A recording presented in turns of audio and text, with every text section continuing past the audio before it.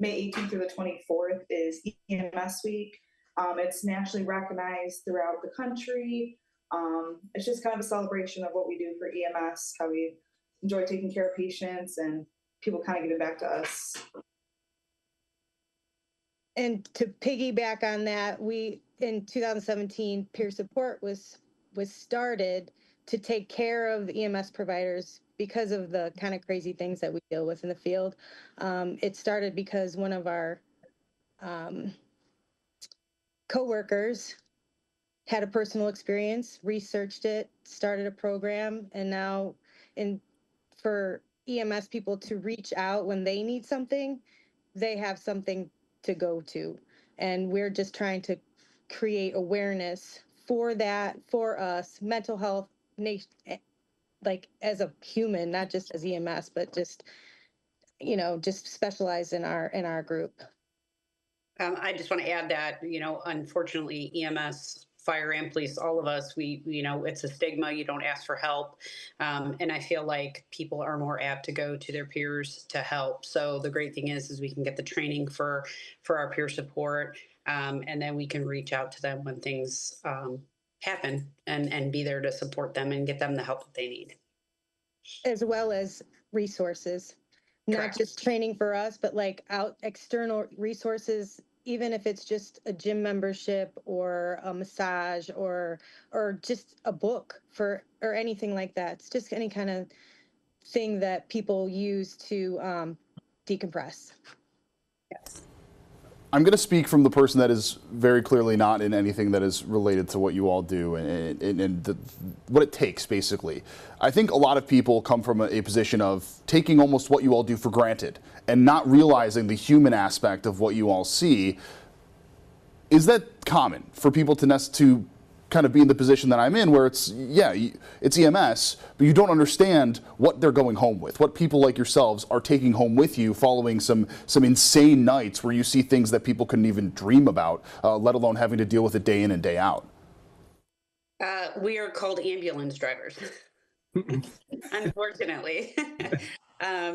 And that can weigh on you because there's a lot of things that we can do to save lives. And I think a lot of people don't understand that. And that can be frustrating, I think, for all of us.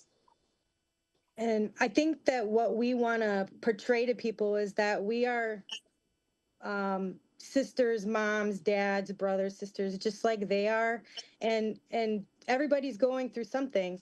So when you are meeting somebody on their worst day, some people don't understand that we came to work with some crap too. Just to put it, I don't know, we're not supposed to, but realize that we are human, and sometimes that does sneak out.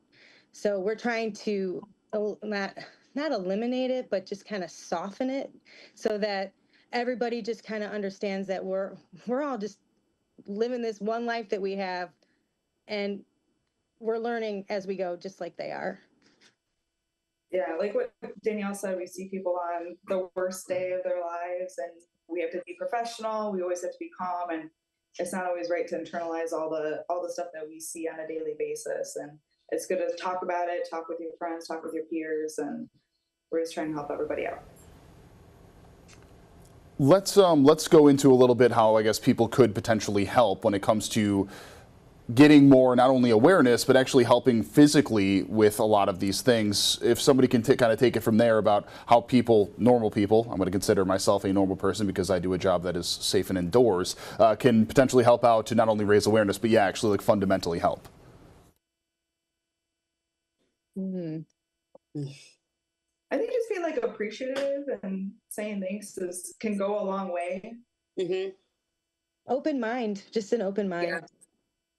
Yeah, we're not just walking in there.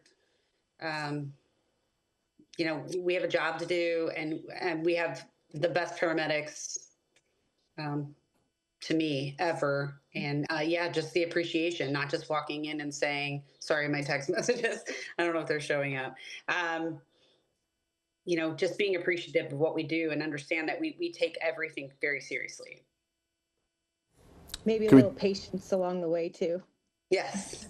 Because not everybody communicates very well, so it might take us a minute to figure out what they're trying to tell us. So then it might seem like we're taking too long for them. So Right, maybe just a correct. little bit of patience. Yes, I agree. Let's talk about the shirts. Let's talk about the coffee who was behind somebody's shoulder there. If somebody wants to take it from there as well. Kevin. Yeah, I guess that's kind of where I come in. I've been drinking the firehouse or fire department coffee for a couple years now, and they do a monthly thing where they give back to a specific department. It's the coffee department or the fire department club coffee of the month, and that's where I called them and sent them a couple emails, and we just got to go rolling from there. So this month is our month, and I wanted to do it in October, but they talked me into May because it's EMS week. I was thinking October because that's our 50th year. So that's where we kind of integrated the 50 years of into the logo and stuff that we did, because EMS celebrates 50 years this year also. Explain how it works with the coffee and then with us here in Cleveland. So every bag of coffee that is sold, that's like for the department club of the month, we get $2 back. And for every t-shirt sold, we get $5 back. And it's going directly to our union, and it's going to our peer support group fund to help boost that up, to give us the training that we need. So it's really for a good cause. How can something like that, you mentioned that there's actual dollars for this, how can something like that help the mission, help what we have just been discussing, really making sure that it is not only ironclad, but can be successful for people that are in the field? Training, Training. peer support groups, helping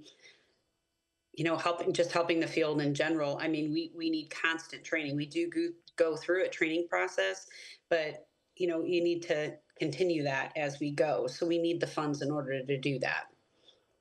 And just like extra resources, maybe we can fund events that we can not only get our members to join or participate in, but their families, community, so that it's not just us, but like everybody's learning and everybody's, just involved, so that everybody's education is really the key here. So that's what we're looking for. Yeah, I mean, not all this stuff kind of comes naturally of how to respond to these like big emotional or chaotic scenes that we go to. So getting the right training, knowing what to say and when to say it, and when to recognize when someone's going down the wrong path, it comes with the training. It's not something that just everybody can walk off the street and do.